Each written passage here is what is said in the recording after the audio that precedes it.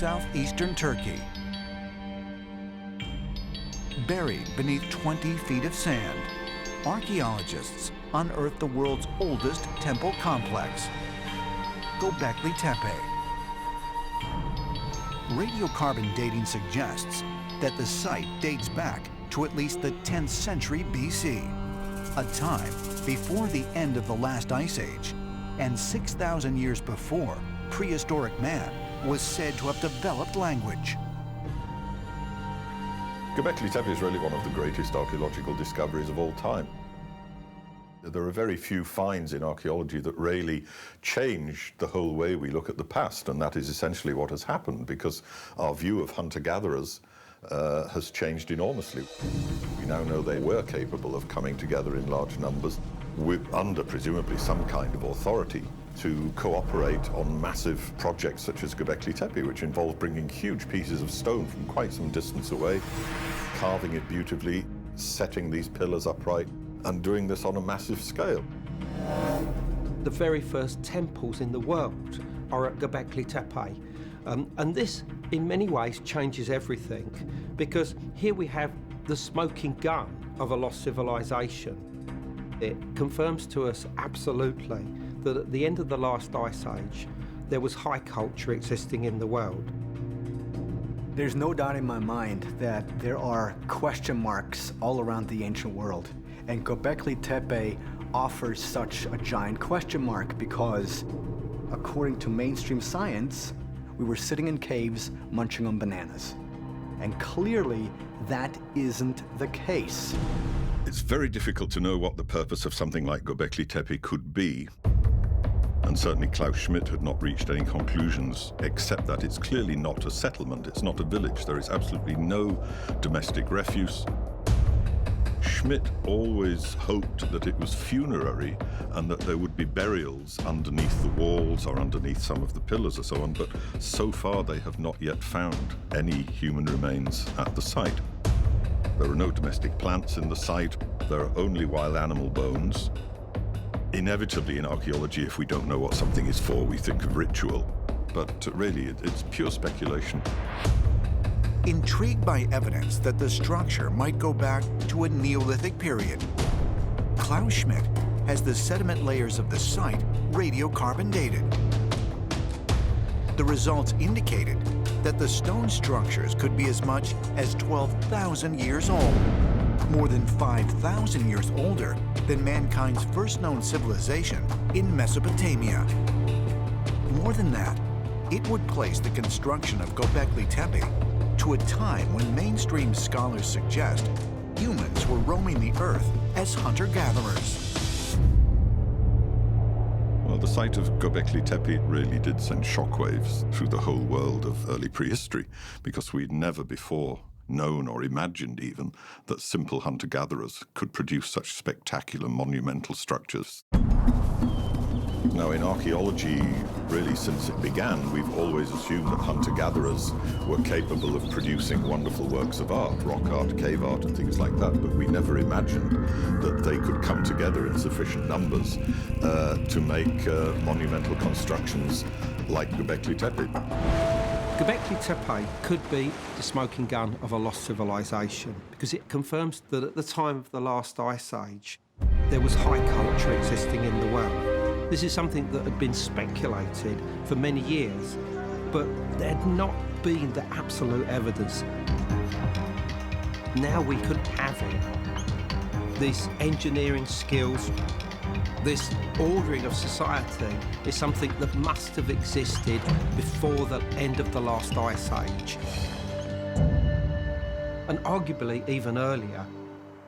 When you look at the time frame of Göbekli Tepe, it was built right after these huge catastrophes at the end of the last ice age. And it would seem that the builders were people who had survived and had the knowledge and technology to build something like this. More than 1/3 of the statues contain elaborate carvings of animals, including various mammals, reptiles, insects, and birds. But also included are depictions of species not indigenous to the area, like geese, armadillos, and wild boar. There are such an incredible range of animals and birds and insects depicted at Göbekli Tepe, the like of which we have never seen at that period anywhere else in the world. And to have a whole bunch of them together is interesting.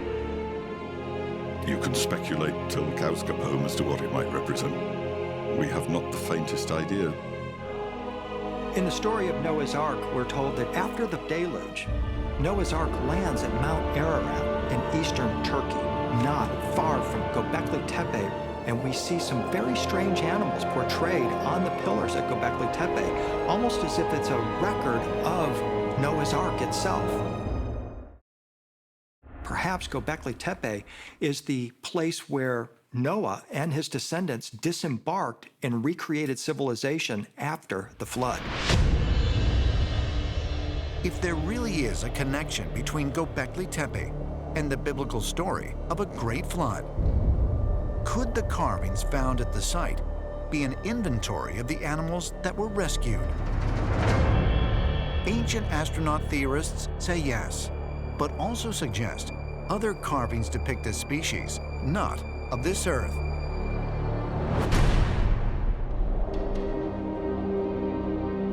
At the center of each of the 5 megalithic ring structures that occupy the archaeological site stand 2 oversized monolithic pillars, weighing up to 20 tons and reaching heights of over 2 stories.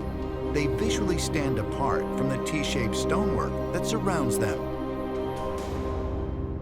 These pillars are anthropomorphic. They are human-like in appearance. They have low-relief arms that come round to the front and end in these long, spindly fingers. They wear garments. They have belts with strange symbols. There are no faces on these stones. The heads are represented by T-shaped terminations that look almost like hammerheads, basically. They could be gods, they could be ancestors, or they could be very specific people who are being venerated. We really have no idea.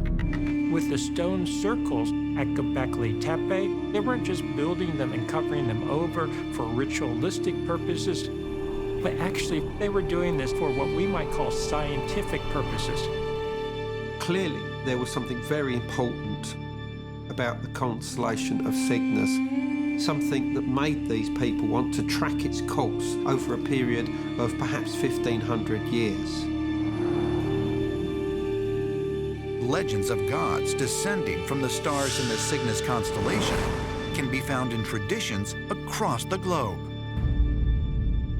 In the Mandean teachings of ancient Persia, the throne room of the great god Abathar Mazania was said to be the Cygnus constellation. In the Egyptian tradition, the goddess of the night sky, Nuit, was said to have come directly from Cygnus. And in the Mayan tradition, it was said that the sun god, Kinekahau, descended from there. We have major deities coming from the Cygnus constellation. If I were to be a visitor from another planet and I wanted to leave behind a calling card indicating where I came from, then I would build structures with the precise alignment of a constellation of my home star system. So perhaps the teachers who were at Göbekli Tepe came from Cygnus. Is it possible that the builders of Göbekli Tepe were pointing to the place where their extraterrestrial teachers came from by aligning the site to that specific location in the night sky? In 2015, NASA officials announced a curious phenomenon picked up by the Kepler Space Telescope. It was reported that a mysterious dimming and flickering was coming from a star in the Cygnus constellation. And some scientists claim this might be caused by an alien megastructure passing in front of it. NASA announced that they were tracking what they called an alien megastructure around the star of Cygnus. archaeologists still have much to learn about the site. But as it becomes dangerously close to suffering the same fate as other sites in the region, could its most profound secrets be lost forever? Is it possible that the Göbekli Tepe builders were actually sending us a message? Yes, the stones seem to suggest that this was the case. Perhaps they were giving us some kind of warning, or it could be that they are trying to tell us the information that they knew about celestial beings, and perhaps even extraterrestrials from the Cygnus constellation. Göbekli Tepe goes back to an earlier cycle of civilization that existed at the end of the last ice age. They experienced catastrophic changes. So I am of the opinion that there's a very important message that maybe they were purposefully sending to us. At least they were trying to preserve for posterity, for future generations. And we need to figure out exactly what that message is. Göbekli Tepe points us back to our origins and points directly to the stars as the source of where we came from. Once we accept this, we will be able to answer the questions of where we came from and ultimately where we're going as a species.